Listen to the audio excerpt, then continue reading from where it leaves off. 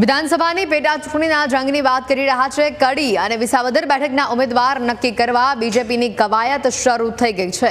કડી અને વિસાવદરમાં બીજેપીના નિરીક્ષકો દાવેદારોને સાંભળશે। વિસાવદર બેઠક માટે જૂનાગઢ કમલમ ખાતે સેન્સ પ્રક્રિયા હાથ ધરવામાં આવવાની છે। સેન્સ પ્રક્રિયા બાદ નિરીક્ષકો જિલ્લા અને તાલુકા પ્રમુખનો પણ અભિપ્રાય લેશે। કડી બેઠક અનુસૂચિત જાતિ માટે છે અનામત। બંને બેઠક પર હજી સુધી એક પણ ઉમેદવાર નથી અત્યારે દાવેદારી નોંધાવી, પરંતુ આમ આદમી પાર્ટી અને કોંગ્રેસ વચ્ચે સમજૂતી ન થતા વિસાવદર અને કડી બેઠક ઉપર હવે ત્રિપાખ્યો જંગ જામવાની વાત તો નક્કી છે। વિસાવદર બેઠક ઉપર આમ આદમી પાર્ટી દ્વારા ગોપાલ ઇટાલિયાના નામની જાહેરાત કરી દેવામાં આવી છે। ઉમેદવારી ફોર્મ ભરવા માટે 2 જૂન અંતિમ તારીખ રહેશે। સેન્સ પ્રક્રિયા બાદ સાંજ સુધીમાં નિરીક્ષકો પ્રદેશ બીજેપીને પોતાનો રિપોર્ટ મોકલી દેશે અને આવતીકાલે મળનારી પ્રદેશ પાર્લામેન્ટરી બોર્ડની બેઠકમાં ઉમેદવારોના નામ અંગે મંથન કરવામાં આવશે। મુખ્યમંત્રી નિવાસ સ્થાને મળનારી આ બેઠકમાં સીએમ, પ્રદેશ અધ્યક્ષ CR પાટીલ આ સહિતના તમામ સભ્યો હાજર રહેશે।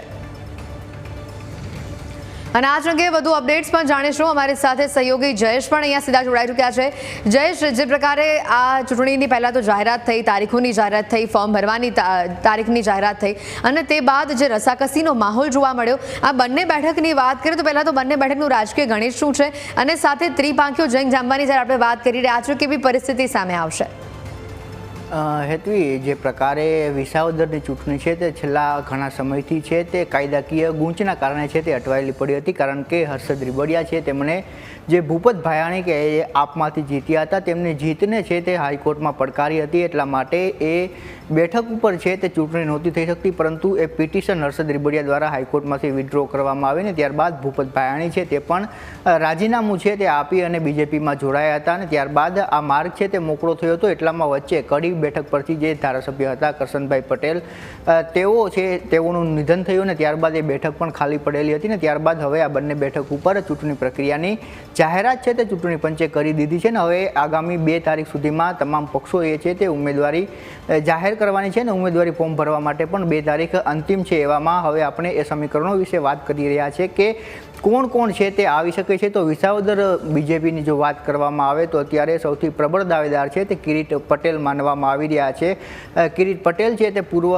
જિલ્લા પ્રમુખ રહી ચૂક્યા છે। હાલ અત્યાર સુધી તેઓ જિલ્લા પ્રમુખ હતા અને જે નવી સંગઠનની સંરચના થઈ તેમાં તેના સ્થાને નવાની નિમણૂક કરવામાં આવી, એટલે કિરીટ પટેલ એક પ્રબળ દાવેદાર છે। તેઓ થોડા દિવસો પહેલાં જે પ્રદેશનું નેતૃત્વ છે તેમની સાથે પણ મુલાકાત ભૂપત ભાયાણીને સાથે રાખીને કરી ચૂક્યા છે। એ પ્રકારની એ વિગતો આપણી પાસે છે, એટલે કિરીટ પટેલનું નામ છે અત્યારે પ્રબળ દાવેદાર તરીકે ચાલી રહ્યું છે। જો કિરીટ પટેલને ટિકિટ ન મળે તો ભૂપત ભાયાણી છે તેઓ આપ છોડી અને બીજેપીમાં જોડાયા હતા અને એ જે વિધાનસભાની ચૂંટણી છેલ્લી ગઈ ત્યારે જેટલા પણ ધારાસભ્યો રાજીનામું આપી અને ભાજપમાં જોડાયા હતા તે તમામને ટિકિટ આપવામાં આવી છે ને એ સમયે એ વાત પણ રાખવામાં આવી હતી કે જે પણ વ્યક્તિ જે પણ હોદ્દો છોડી અને બીજેપીમાં આવશે તેને એ હોદ્દો છે તે આપવામાં આવશે। એ જ રીતે અર્જુન મોઢવાડિયા હોય, CJ ચાવડા હોય, એ તમામને બીજેપી દ્વારા ટિકિટ આપવામાં આવીને તેઓ જીતીને અત્યારે બીજેપીના ધારાસભ્ય તરીકે છે। એવામાં જો એ ક્રાઇટેરિયા અહીં લાગુ પડે તો ભૂપત ભાયાણીને પણ ટિકિટ આપી શકે છે, પરંતુ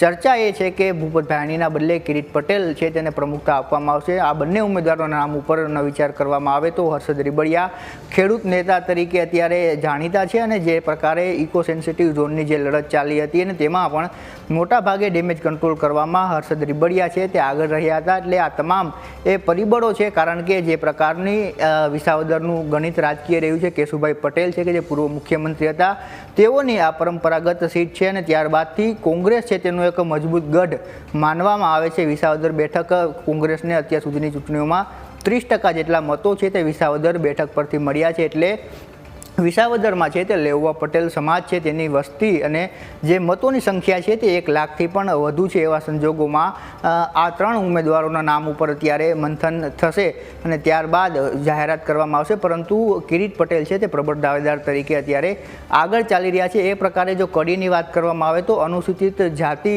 અનામત બેઠક છે અને એવામાં એ કેટલાક નામો છે અત્યારે કડી બેઠક પર પણ ચાલી રહ્યા છે. તેમાં પ્રબળ દાવેદાર તરીકે હેતુ કનોડિયા છે, તેમનું નામ ચર્ચામાં છે. હેતુ કનોડિયા અગાઉ ધારાસભ્ય રહી ચૂક્યા છે. ઈડર બેઠક પરથી તેઓ ધારાસભ્ય હતા અને ત્યારબાદ હવે ત્યારે તેમનું નામ આગળ ચાલી રહ્યું છે. અનુસૂચિત જાતિમાંથી આવે છે અને મોટું નામ ગુજરાતમાં ધરાવે છે. ફિલ્મ ક્ષેત્રે પણ તેમનું યોગદાન છે. તેમના પિતા છે તે પણ ધારાસભ્ય છે, તે રહી ચૂક્યા છે, એટલે હેતુ કનોડિયાનું નામ ચાલે છે. ત્યારબાદ SC/ST મોરચાના જે પૂર્વ પ્રમુખ છે એ રમેશ સોલંકીનું નામ પણ કડી બેઠક પરથી ચર્ચામાં ચાલી રહ્યું છે કે તેઓને પણ ટિકિટ છે તે મળી શકે છે, કારણ કે સંગઠનમાં કામ કરેલું છે અને અનુસૂચિત જાતિ વિકાસ કોર્પોરેશન જે ગુજરાત રાજ્યનું છે તેમાં પણ તેઓ અધ્યક્ષ રહી ચૂક્યા છે, એટલે તેઓ પણ એક પ્રબળ દાવેદાર તરીકે સામે આવી રહ્યા છે. ત્રીજું એક નામ છે તે અસારવાના જે પૂર્વ ધારાસભ્ય છે પ્રદીપ પરમાર, કે જે અનુસૂચિત જાતિમાંથી આવે છે, તેમનું નામ પણ ચાલી રહ્યું છે. એ સંજોગોમાં તેમને પણ ટિકિટ મળી શકે છે. તે સાથે પૂર્વ મંત્રી રહી ચૂકેલા ઈશ્વરભાઈ છે મકવાણા, તેમનું નામ પણ અત્યારે ચર્ચામાં ચાલી રહ્યું છે. એટલે 4 થી 5 નામો કડી બેઠક ઉપર ચાલી રહ્યું છે. ત્યારે એવા સંજોગોમાં આજે બીજેપી છે તે પોતાના નિરીક્ષકોને સેન્સ પ્રક્રિયા માટે મોકલી રહી છે. 11 વાગ્યાથી કડી અને વિસાવદર માટે સેન્સ પ્રક્રિયા છે તેની શરૂઆત થશે. એ સેન્સ પ્રક્રિયા 2 થી 3 વાગ્યા સુધી ચાલશે, કે જ્યાં દાવેદારોને નિરીક્ષકો છે તે રૂબરૂ સાંભળશે. ત્યારબાદ નિરીક્ષકો છે તે જિલ્લા અને તાલુકા પ્રમુખો પાસેથી પણ આ તમામ નામો અંગે અભિપ્રાય માંગશે અને ત્યારબાદ સાંજ સુધીમાં આ તમામ અભિપ્રાયો છે તે પ્રદેશ મોવડી મંડળને મોકલવામાં આવશે. અને ત્યારબાદ આવતીકાલે છે તે મુખ્યમંત્રી નિવાસસ્થાને એક પાર્લામેન્ટરી બોર્ડની બેઠક છે પ્રદેશ લેવલની તે મળવાની છે, જેમાં CM ભૂપેન્દ્ર પટેલ, CR પાટીલ સહિતના જે પાર્લામેન્ટરી બોર્ડના સભ્યો છે તેઓ આ બેઠકમાં આ તમામ જે પેનલ આવી હશે નામોની તેના ઉપર મંથન કરશે ને ત્યારબાદ 3 નામોની પેનલ છે તે દિલ્હી ખાતે મોકલવામાં આવશે ને ત્યારબાદ આ જાહેરાત છે તે નામોની કરવામાં આવશે. એટલે આ તમામ પ્રક્રિયા છે તે મહિનાના અંત સુધીમાં પૂર્ણ થાય તે પ્રકારની શક્યતાઓ લાગી રહી છે. બિલકુલ જયેશ, અહીંયા જે પ્રકારનો માહોલ બની રહ્યો છે, આપે રાજકીય સમીકરણ અને જ્ઞાતિગત સમીકરણો શું કહી રહ્યા છે, શું પરિસ્થિતિ છે તેની વાતો કરી. હવે જ્યારે ત્રિપાંખ્યા જંગની આપણે વાત કરી રહ્યા છે ત્યારે બની શકે છે કે અહીંયા ભાજપ, કોંગ્રેસ અને આમ આદમી પાર્ટી વચ્ચે જે ઉતાર ચઢાવ જોવા મળ્યો અને બંને વચ્ચે એક સાથે ચૂંટણી લડીશું તેવી વાત કરી હતી અને હવે નકારી દીધી. એટલે બંને અલગ અલગ ઉમેદવારો પોતાના ઉતારવાના છે. જેમ આમ આદમી પાર્ટીએ તો ગોપાલ ઇટાલિયાના નામની જાહેરાત કરી દીધી છે અને કડીમાંથી કદાચ કોઈ ઉમેદવાર નહીં ઉતારે તેવું લાગી રહ્યું છે. પરંતુ આમ કરવાથી, આ ત્રિપાંખ્યો જંગ જામવાથી કોંગ્રેસ અને આમ આદમી પાર્ટી એ ભાજપના વોટ શેર છે એ ક્યાંક તોડશે તેવું લાગી રહ્યું છે. અને જો ખરેખર એવી પરિસ્થિતિનું નિર્માણ થાય છે તો અહીંયા ભાજપને કેટલું નુકસાન થતું આપને લાગી રહ્યું છે?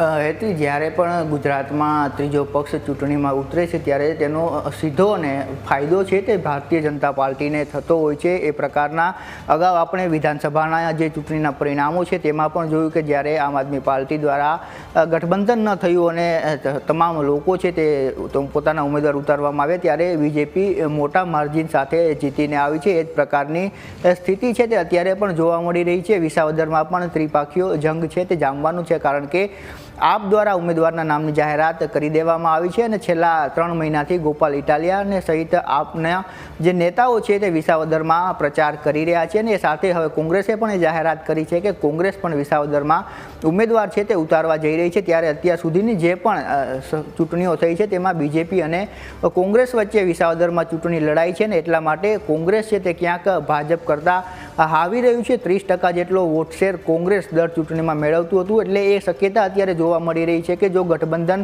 નથી થતું અને નથી થવાનું એ સંજોગોમાં બીજેપીને છે તે સીધો ફાયદો થાય, કારણ કે આમ આદમી પાર્ટી છે તે કોંગ્રેસના મતો ક્યાંક ને ક્યાંક તોડશે એ પ્રકારની શક્યતા છે તે અત્યારે સેવાઈ રહી છે. ને જે નિષ્ણાંતો છે એ પણ એ વાત અત્યારે માની રહ્યા છે. એ જ પ્રકારની સ્થિતિ કડીમાં પણ છે. કડીમાં જો એ સ્થિતિ બની હોત કે કોંગ્રેસ વિસાવદરમાં ઉમેદવાર નથી ઉતારતું તો આપ છે તે કડીમાં ઉમેદવાર નહીં ઉતારે, પરંતુ એ સ્થિતિ હવે નથી જોવા મળી રહી. ગઈકાલે જ આપ દ્વારા કડીમાં પણ જે મધ્યસ્થ કાર્યાલય છે તેનું ઉદ્ઘાટન કરવામાં આવ્યું છે ને ત્યાં પણ હવે આપ છે ઉમેદવાર ઉતારવા જઈ રહી છે. એટલે બંને સીટો ઉપર છે તે ત્રિપાંખ્યો જંગ થવાની છે એ વાત નક્કી છે. એટલે આનો સીધો ફાયદો છે તે ભારતીય જનતા પાર્ટીને થવાનો છે. એટલા માટે જો આ સમાધાન કડીમાં નથી થતું તો વિસાવદર જેવી સ્થિતિ કડીમાં પણ થવાની છે ને ત્યાં પણ ત્રિપાંખ્યો જંગ થશે. અને જ્યારે પણ ત્રિપાંખ્યો જંગ જોવા મળે છે ત્યારે તેનો સીધો ફાયદો બીજેપીને થતો હોય છે.